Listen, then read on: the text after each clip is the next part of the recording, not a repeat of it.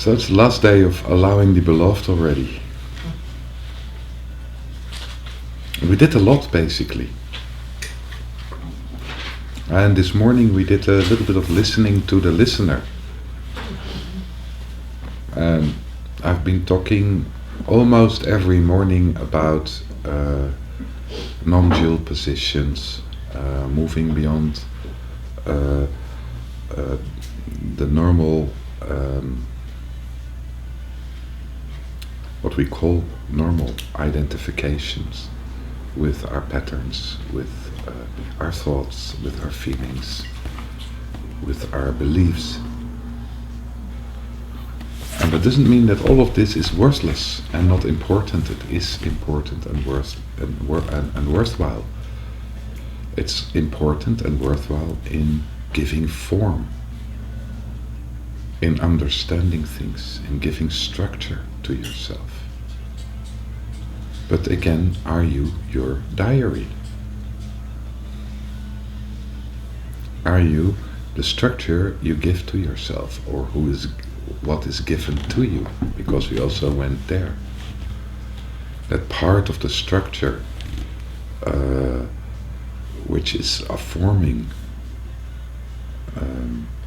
our way to perceive and to express in this world is based on our background, also on our physical background, connected with experience of ourselves and experience of our parents and parents' parents and parents' parents' parents' parents, and go so on.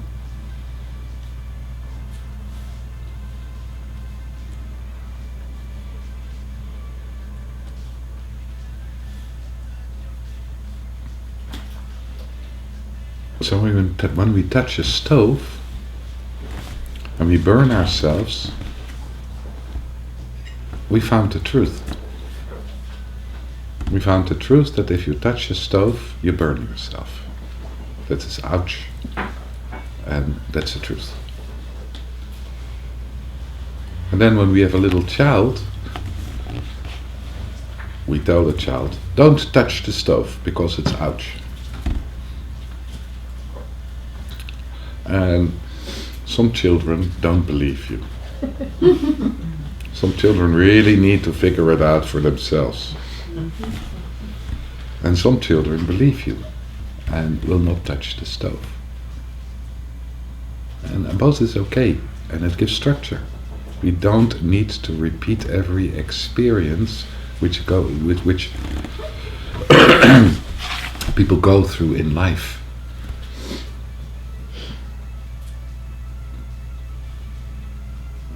But then there is something which is complicated, that's the stove is not always warm or hot.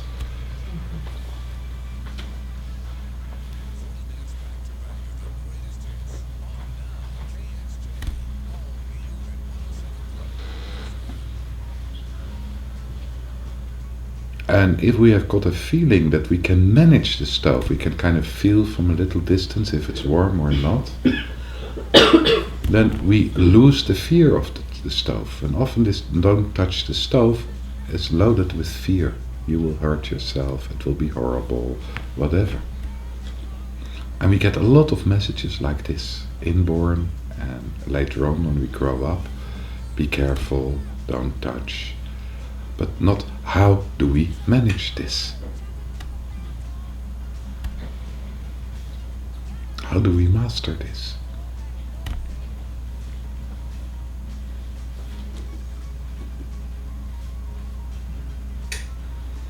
And during our lives, when we grow up, we learn to master more and more things. And this mastering of things is giving something which is really, really important. The self-confidence. But this is all on the level of the person.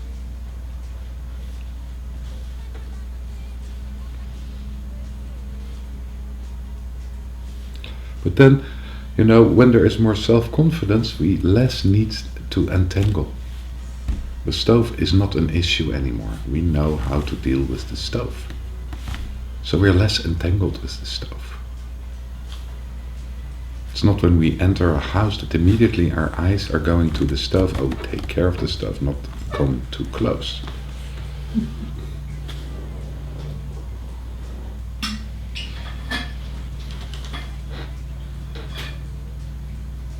So we're less entangled. So in this moving through the lessons of life, slowly, if we really live our lives and really deal with the emotions, the feelings, the experiences which are coming forward, slowly is disentangling us. You recognize what I bring forward.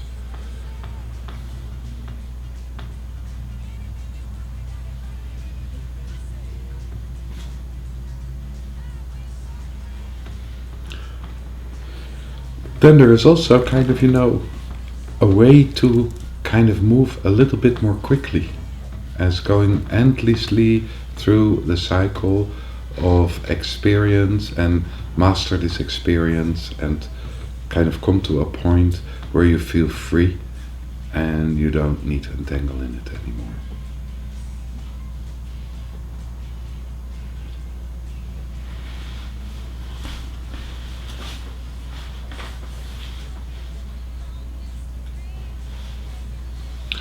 And that's moving more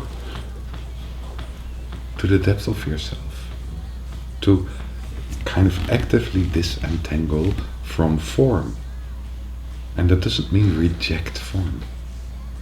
It means a deep realization that you are not the form. A deep realization that you're not the effects.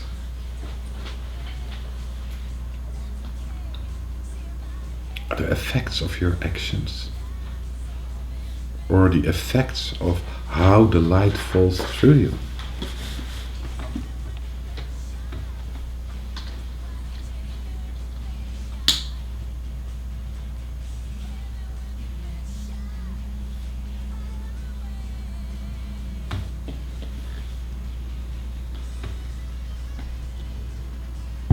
When we look at the wind, what we call the wind is not the wind.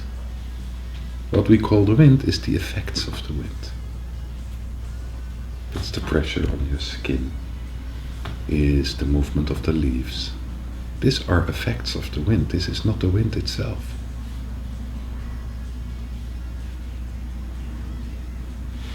And the wind itself is not aware of itself either. It's in a movement, but it's perfectly harmonized with the movement it's in. So, if you are the wind, you're in a movement and other things are affecting upon your movement. you understand? But the movement is perfectly still. Other things are moving. This is how perception is working. So, if we are the wind and we identify with the effects, so the leaf moving, this is what we are. This is the reflection of what we are. This is what we are. We lose connection with the non-movement, the stillness, the stability which is in the wind itself.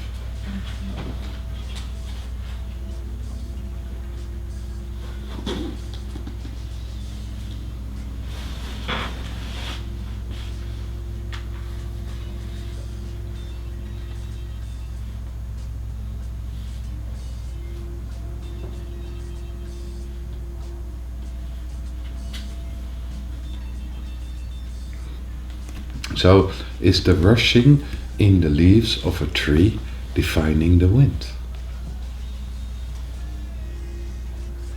Is that telling what the wind is about?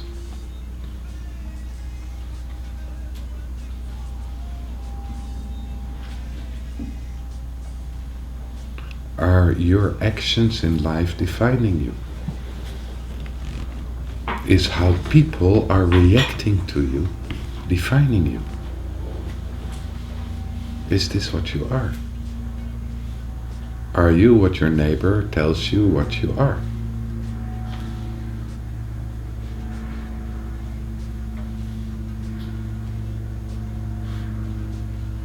Are you what the taxman is telling you what you are? Are you what your enemy is telling you what you are?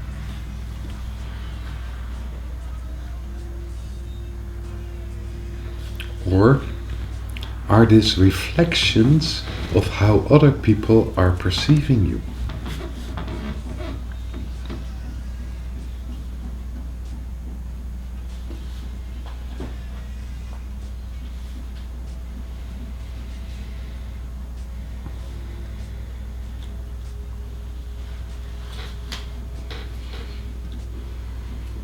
But then if somebody's telling us that we are something, we tend to take it very personal. We tend to take it as, okay, I don't want to be this, he's not seeing me or he's seeing me, according to our agenda of how we want to be seen, how we want to be perceived.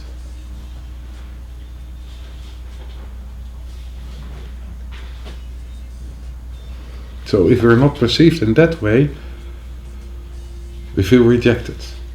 And at the same time, if a person with a lot of authority tells us something about ourselves, we believe it. This is what we are.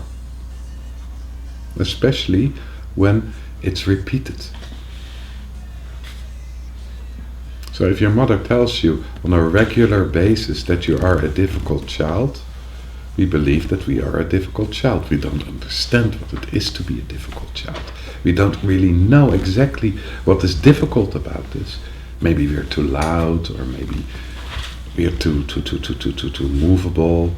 Maybe we're too happy. It's not totally clear what makes us difficult. But or too quiet. Or too quiet. That's also possible.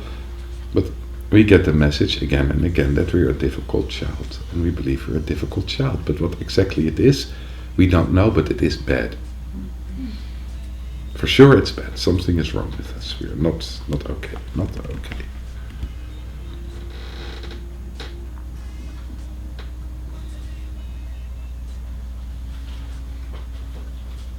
It's so incredibly rewarding to say inside or outside, I don't believe you. I don't believe you.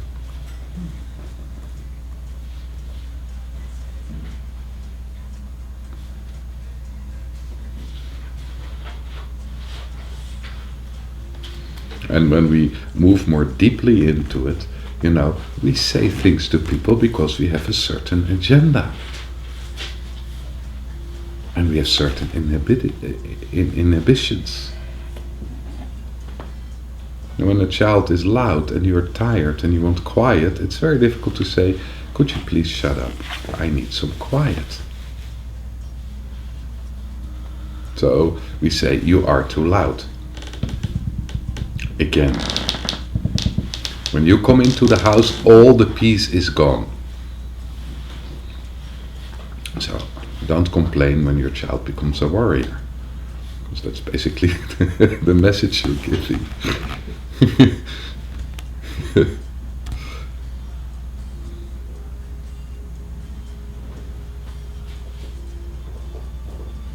So we have the tendency to express in judgments instead of saying what we need.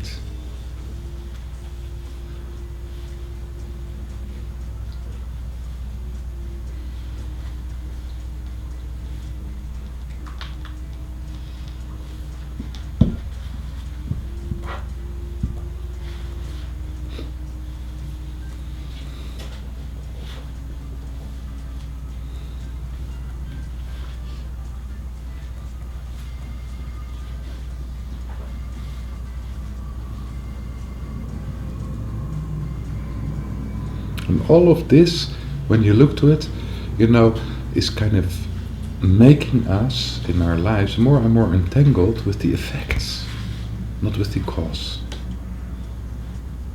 You know, it's the cause of the impatience is because the other person wants quiet. But how it comes out is that there's something wrong with you.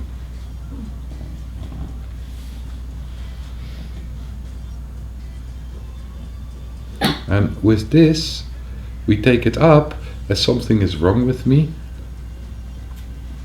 and we identify with it. It's endless. It's endless building of stories. Stories on stories on stories. And these stories, you know, we don't even know what is the essence of it. It's like leaves moving in the wind. All kind of little sounds, stories, and we take it together as a whole story, but we don't know exactly how to bring it together. We don't know who we are. Who are you? Then we come with a lot of kind of, you know, leaves, words. I can be very disquiet, but sometimes I'm very friendly. But don't think that I'm a sucker, because I can also put borders. And it's all kind. It's basically a big bag of what other people are saying about us. And if you then ask, how do you experience yourself?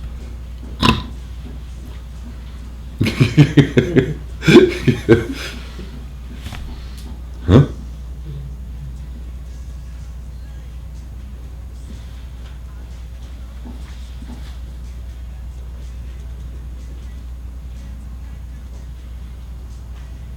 So when we start to meditate, we look at how do we experience ourselves.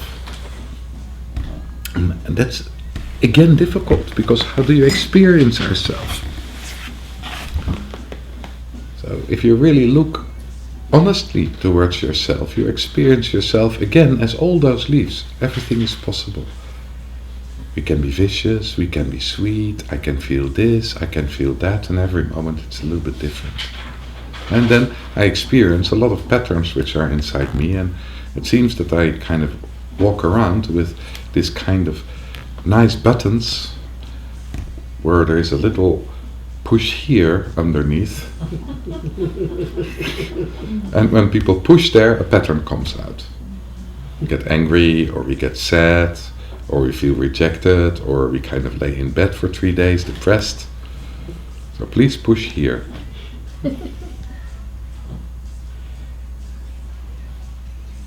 And that please push here is not always please push here, but it's a button, don't touch. Don't touch. Don't touch this area. I feel so forsaken because this area is never touched. Okay. We pushed forward this, and if it's touched, it's not okay. When it's not touched, it's not okay. But we're focused on it.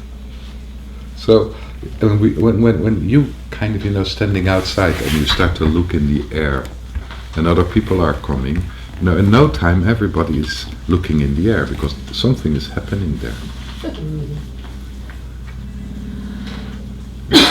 It's a trick we used to do as children.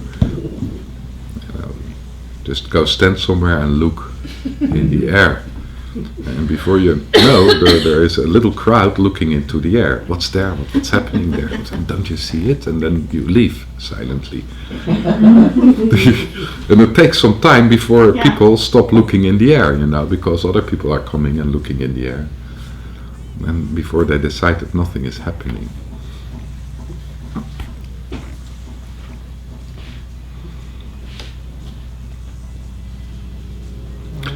Something is happening in the air. Exactly. So, you know, if you give attention to something, attention of other people is drawn toward as well.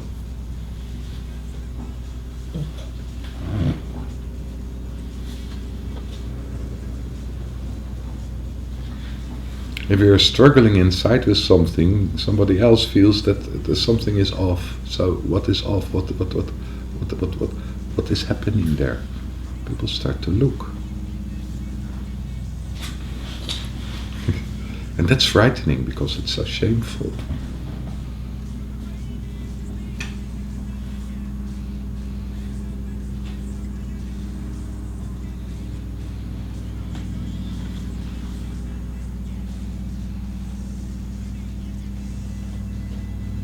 And there's something incredibly beautiful in it as well, that we often react in a way, which is the best lesson for the other.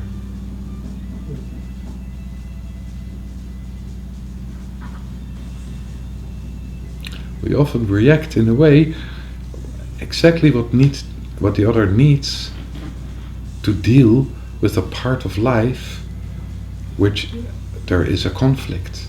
We often react in a way that we touch the conflicts of others.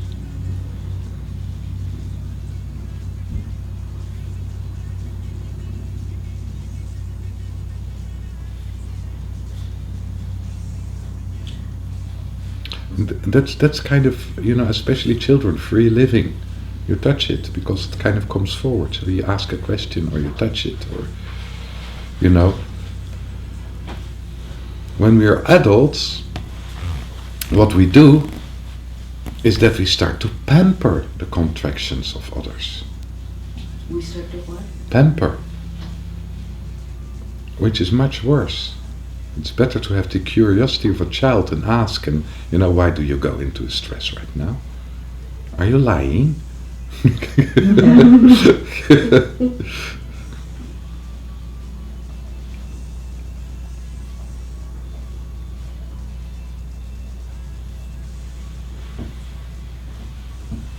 As that we start to pamper each other's contractions.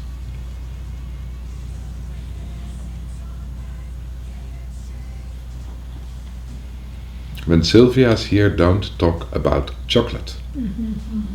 So we don't talk about chocolate when Sylvia is here.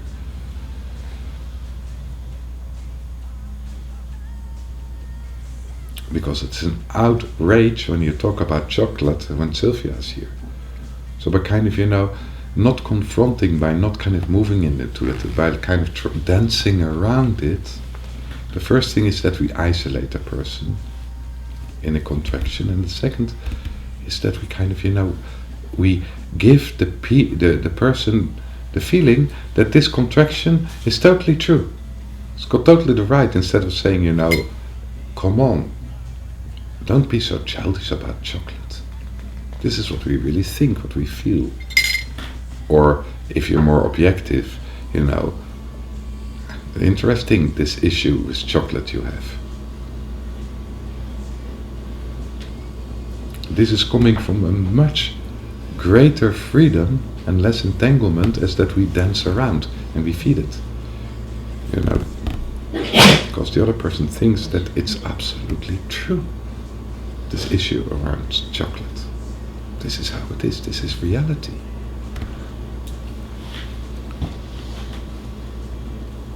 You recognize what I'm talking about, and of course in families this is happening a lot. We dance around, we don't mention, we don't say, we don't confront.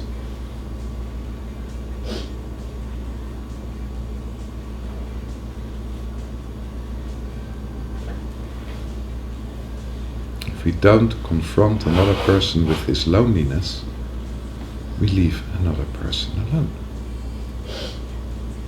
If we don't say, listen, I am here right now. So come on.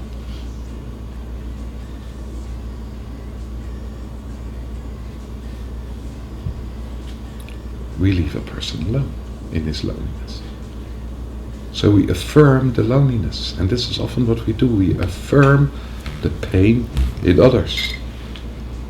If you had a severe loss and you see one of your friends kind of quickly after he sees you going to the left, disappearing,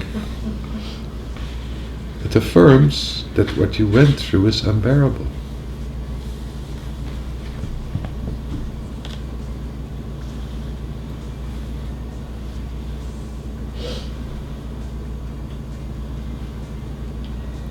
If you did something wrong and you really feel ashamed about it, but nobody is mentioning it, it affirms the shame and the isolation which comes from it. So you get more ashamed.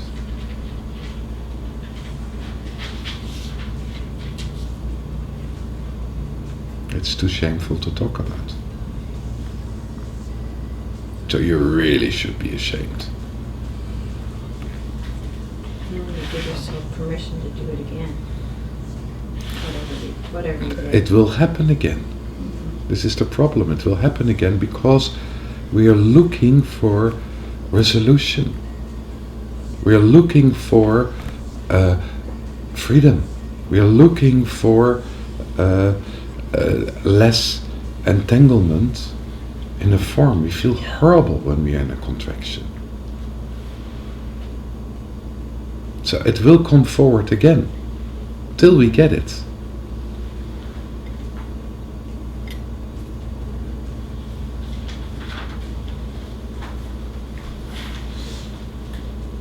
So I don't want to go in the whole psychology of it because I'm only speaking simple forms, but in this whole dance we are reactive to each other as well.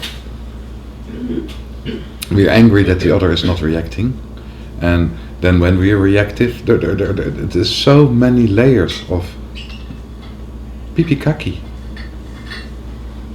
Because it's not really about that, it's about the liberation. It's about allowing what is there as constrictions, affirming it, and see that it's human, and give a person the space to find the self-confidence to deal with it.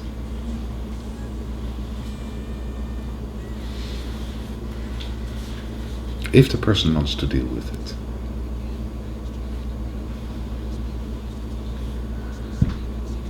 So what I also brought forward in these days is that partly we hold on to structures and try to keep them the same because that gives us a feeling of stability, because life is not stable. So it has to be stable. And that's especially when the deeper stability is lost in us, in ourselves. You know, if we forgot that we are the wind and not the effects. Because the wind in itself is absolutely stable. It's still, it's stable.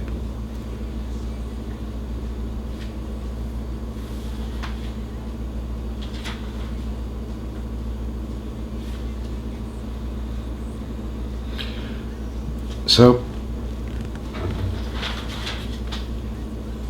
allowing the beloved starts with allowing yourself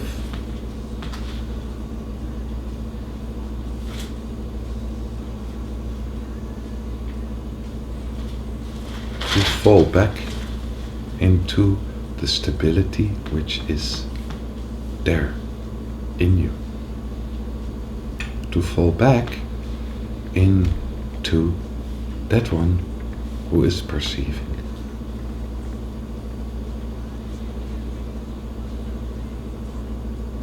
Our awareness, our consciousness is quite constant.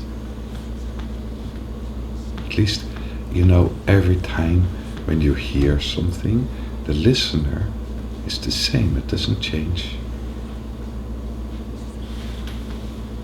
It's the same listener as when you were 2 years old, the same listener as when you will be 95. Maybe then the listener is deaf. But still, the listener is the same. He doesn't hear anything anymore. It's really became very silent. And the beautiful thing about the listener is if you really listen to the listener or become the listener is totally silent and spacious.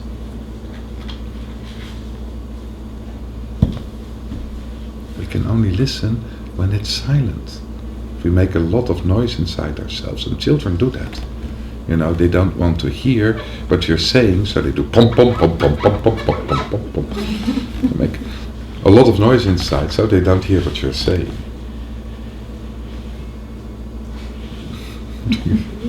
La, la, la, la. Yeah, exact. You can cover your ears. La la la la la la la. And as adults, you cannot do this. I do that when Donald Trump comes on the radio. Yes. You don't know what you're missing.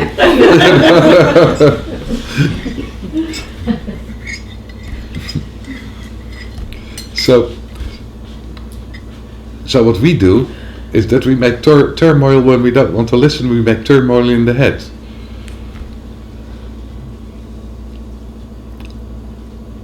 We start to think really loud. Or sing a song in our heads. Or have contra thoughts, but we don't speak them. Yeah.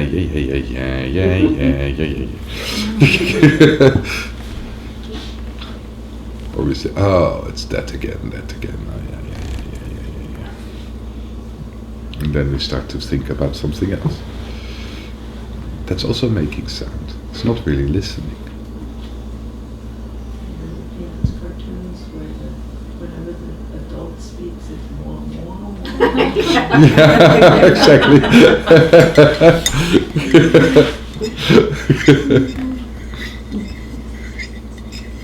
Yeah.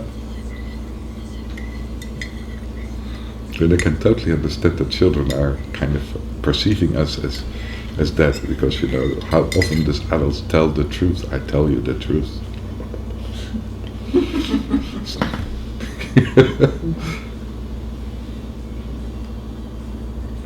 And often the truth is not joyful.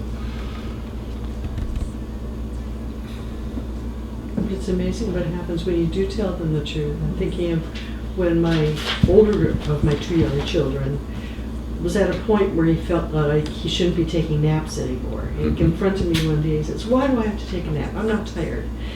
And I responded just absolutely honestly. I said, "You need to take a nap because Mom's tired and she needs to rest." They totally got that. Yeah. Yeah. Yeah, because there is no friction in it. Mm-hmm. And then a year later, they kind of, after pondering it, a lot of afternoons, they will say, "Do you think it's fair that I have to be bored every day an hour out of my brain because you're tired?" Well, you know, it came down to a compromise. You don't have to sleep, but you need to be in your room quietly for that period of time. And that's basically not a punishment. Mm-hmm. Yeah. Mm-hmm. Yeah.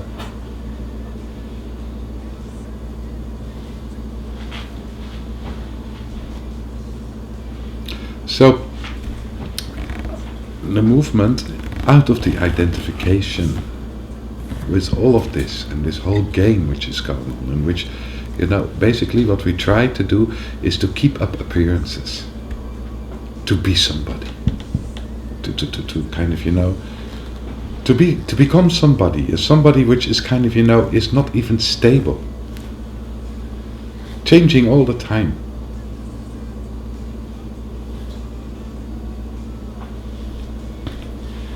And the agenda of this somebody is that others are affirming this somebody. So it has a right to exist, it's real. You know, we're trying to give expression to ourselves and come to a point where it's real, where it's stable, it's real, this is real.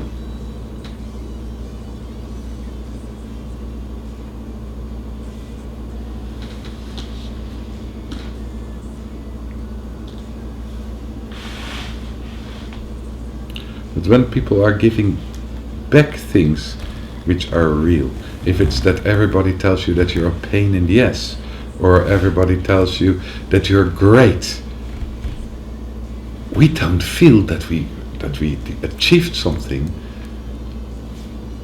We feel absolutely constricted in it. So immediately we'll deny it. You're great, you're so great. Yeah, but you know, still, you know, sometimes a little bit. We need this escape, not to be that form. You recognize what I'm talking about, because that doesn't feel comfortable either. But at the same time, we do so our best to become this stable person. reliable, like a rock. Only the right experiences, only the right feelings, full of love. Means well with the world, a fighter for the environment. Isn't that so often just a projection of the other person who recognizes that they're not that? Exactly. Yeah. You know, making America great. That's the right form again. One day it was great. This is when the Indians were still living here. Oh, I mean.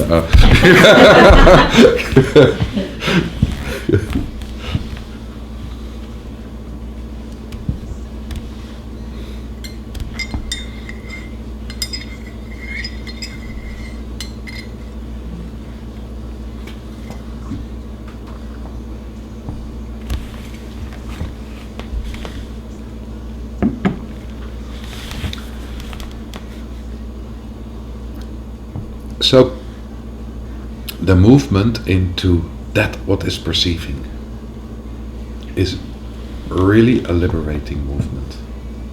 This can be the conscious, it can be the listener, it can be the one who feels or who observes. On whatever level, that what perceives.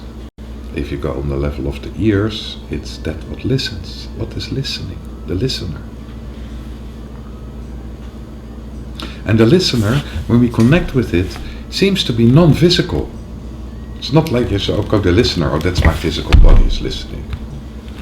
It's spacious. It doesn't have a set location. It can be inside the body, it can be bigger as the body. It's spacious.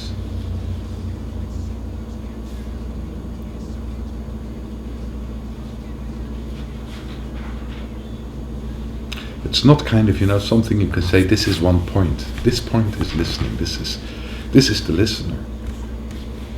It's a space. It's a space which expands and contracts.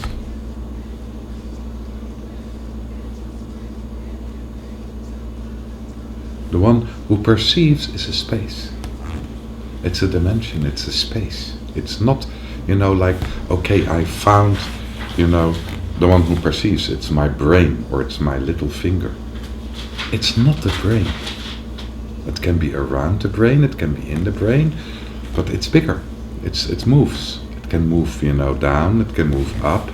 Maybe in some of the exercises you experience that. You go to the one who perceives, and then the one who perceives is changing position inside yourself. Oops, how's that possible? That means it's not physical. That's interesting. It's not physical, it moves, it's different. It doesn't stick to one physical location. It doesn't stick there. It moves, it's changing. So the location is changeable, but the one who is perceiving seems to be quite stable.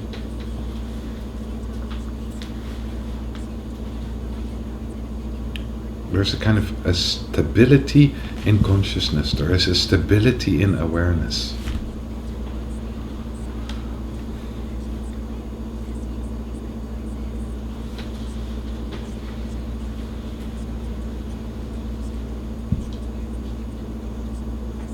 So this is an opening in moving into the beloved. We're not there yet, but it's an opening.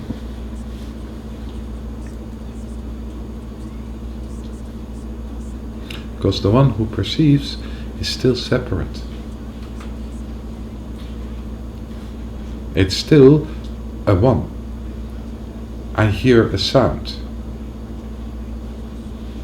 So who is the I who's hearing a sound? That's not the person, that's something else. The I who's hearing a sound is something else. You recognize that that's not the person? Because the person is a building which all the time we need to work on. It's our garden, which really has a difficulty with nature. To upkeep it is not easy. 24-hour job a day.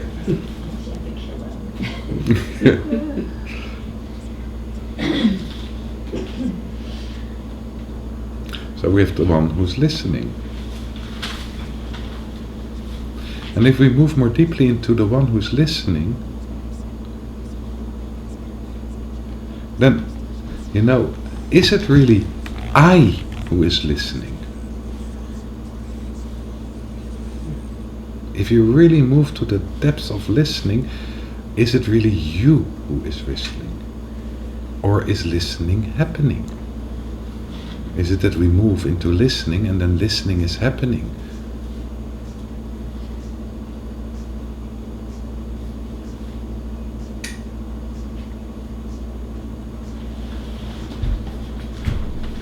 So when listening starts happening inside you, become aware, oh, it's happening.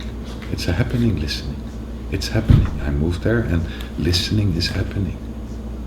Then we start to move in the realm, or towards, close to the realm of the beloved.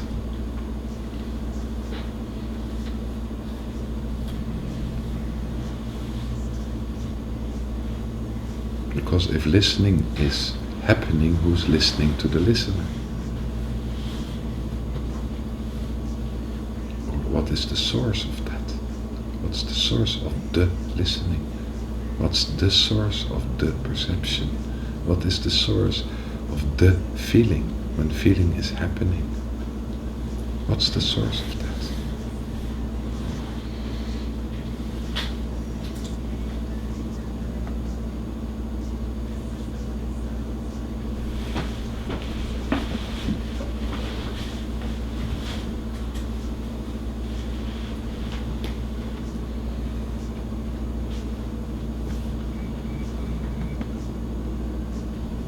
And the source of all of that is the beloved.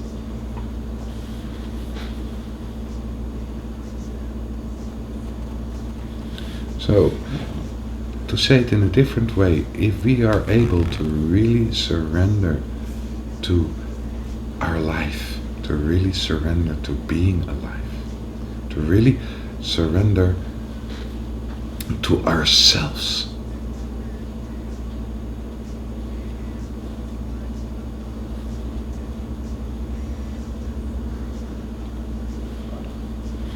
and you can call it to the moment, because if we surrender to life, we live in the moment. What is here in the moment. When we surrender to our physical, to the depth, we move into the here. We are totally here. And here is containing the now. The now not necessarily contains the here.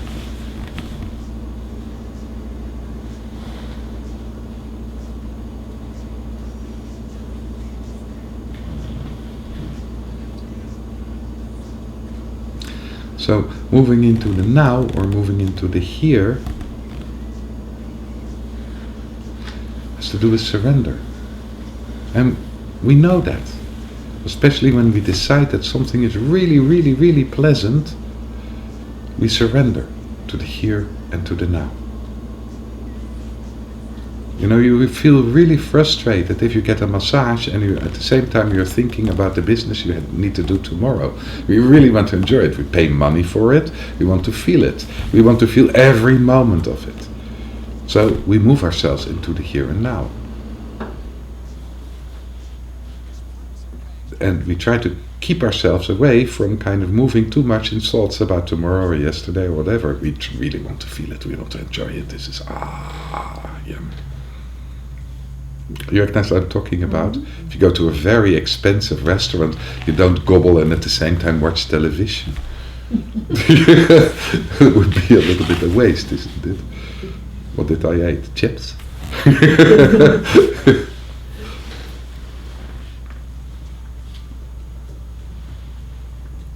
So it's really about when we want to enjoy, the imprints of our senses, we open up to the now. We open up to the here and now.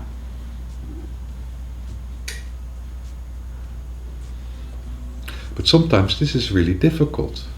Sometimes we are too preoccupied with form that we're able to do this.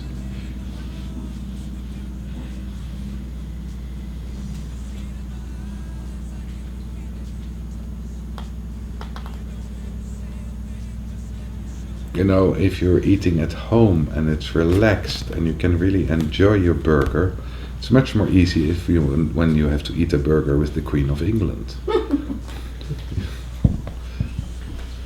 You know, you're much more kind of looking at the form. How do I eat my burger? Is there no salad kind of dripping out of the corner of my mouth, or sauce or whatever? And you have to eat it with a knife and a fork. With the opposite hand. Exactly.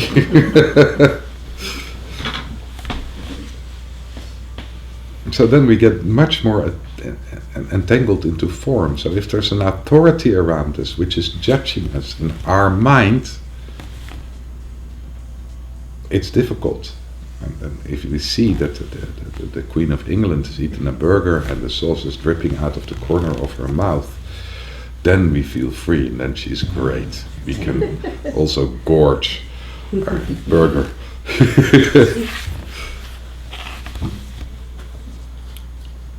We are allowed to be, but still we give the authority to the other. Are we allowed to be or not?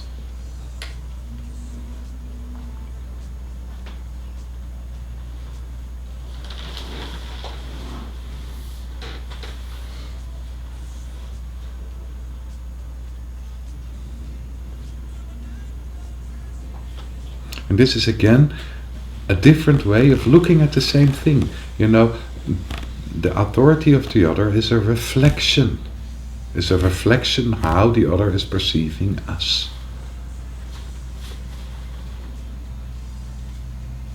It's like a leaf moving in the wind. So are we this reflection?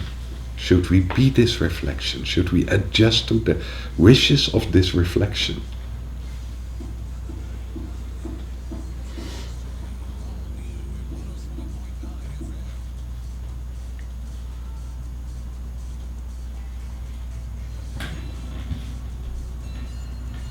Or are we the one who sees that we are eating this burger with a knife and a fork and sit very straight and are drinking our wine, and at the same time are aware that the Queen is eating her burger like a pig and it shouldn't be like this, and we see that we are a little bit judgmental about this, and that we probably would make a better queen because there is no sauce dripping from the corner of our mouth. Are we that one?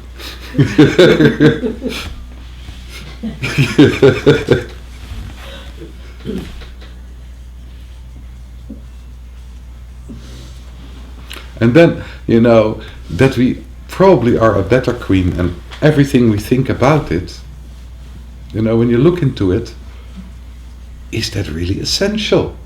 Or is that playful? Playful working with form.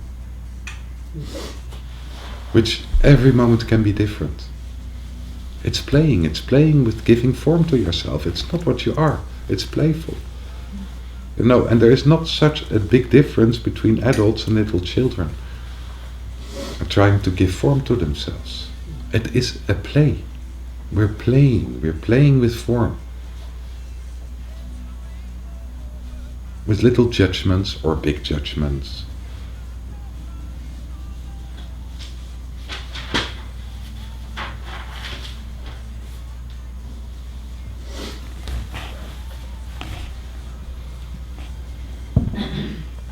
And we love that, to play with form. You know, if I would ask all of you to walk like a macho man, you know, immediately the creativity in the mind jumps up, and kind of there's an example, and then your body starts already kind of to move into, you know, how's a macho man moving? You recognize what I'm talking about? That's playing with form. So are we the macho man when we're moving as a macho man? Or are we the one who's perceiving this, who's aware of this, who's perceiving the macho man and translating it into giving it a form in the body? And basically, when you look to the depth, all of this is happening. If you really move like a macho man, it's moving through you. It's happening. We have an idea, we let it go, it takes form, it's a happening. If you have to think by every movement, every step, it's not happening. We get stuck. You recognize what I'm talking about? It's opening for expressing a feeling which is happening and expressed through the body. It's there. We are also a macho man. It's inside us somewhere, because we can express it. You recognize what I'm talking about? And I'm talking to girls right now. They also are macho men. Some of them much more as macho men. I'm joking. It's forms. So the amount of forms we're containing is really awesome, and all of this we can experience.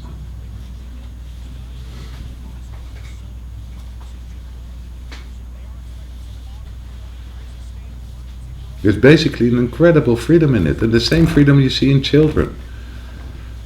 You know, they copy the parents, they play the teacher, they play their friends, they play a movie, they play Pokemon, they become Pokemon, or whatever. Everything is possible. And in this playing they experience how it would be to be Pokemon, how it would be to be a dog, how it would be to be an eagle. If a child plays an eagle, he's got the feeling of the eagle is there. The eagle is alive in the child at that moment. You recognize what I'm talking about?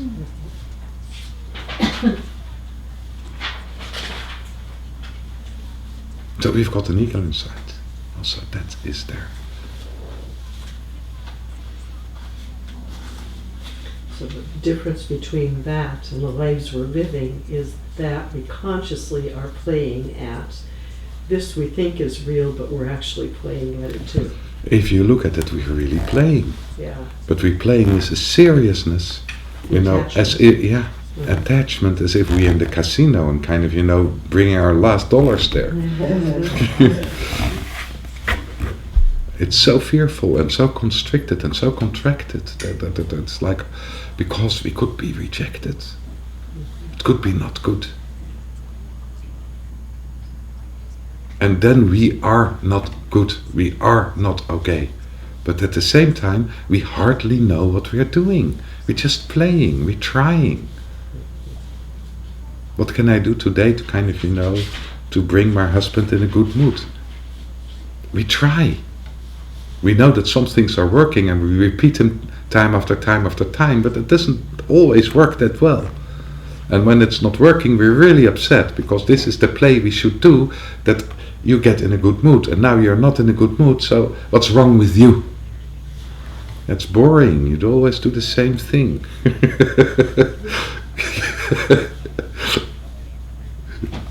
You're unstable, get some medication.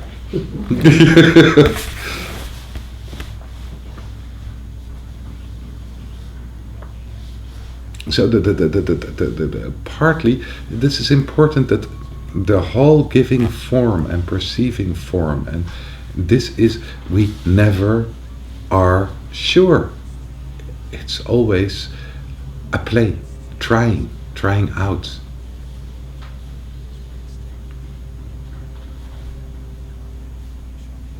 It's a play with matter around ourselves, and matter around ourselves, if it's physical, a stone, or it's a human being, all of that has its own will. So it's responsive, it responds in a different way. And the playing is the interaction. The interaction where in the end, you know, form will come forward by itself. maybe according to the initial idea we had, but we cannot force form upon something. The stone will burst.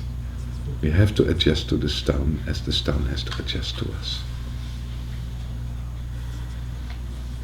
It's playing. It's playing with form, and through this, learning in the depth how form is working. How this is working, how this creative process is working. And again, who are we? Are we the result? Are we the player? Or are we the one who's perceiving that it's playing through us? You're making music, and at a certain moment, the musician is disappearing in the music. This is when we have the feeling, or the singer is disappearing in the song. Then we have the feeling we're totally alive. It sings through us. So are we the song? Are we the singer? Or are we neither?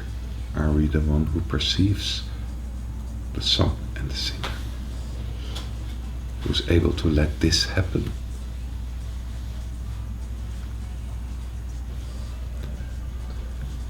So, if we disappear in the song and we become the song, and we are not the song at the same time, then we are in the arms of the beloved. This is what the beloved is about, being fully alive.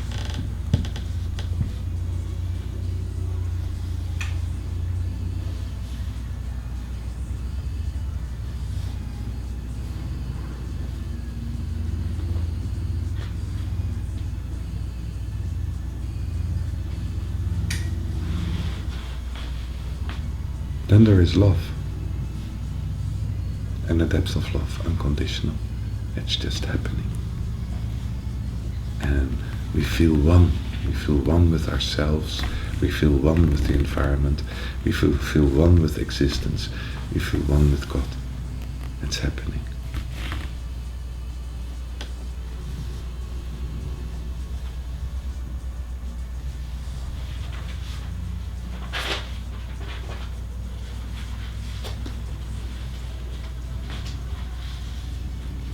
There's one problem, is that the neighbor doesn't like it. Okay.